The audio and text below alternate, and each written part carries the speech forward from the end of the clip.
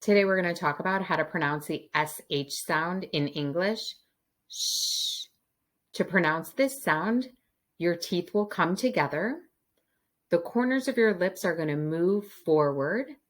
Your tip of the tongue is not going to touch anything, but you'll notice that front mid portion of your tongue is going to elevate toward the roof of your mouth.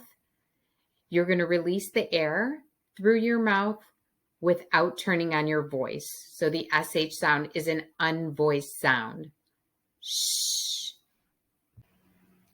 Let's practice producing the SH sound in the beginning of words. Shine, shine, shine. Sheep, sheep, sheep. Shoe, shoe, shoe. Should, should, should. Show, show, show. Let's practice producing the SH sound in the middle of words.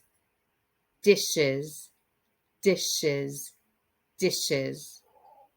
Lotion, lotion, lotion. Special, special, special.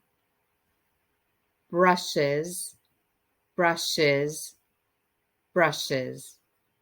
Nation, nation, nation.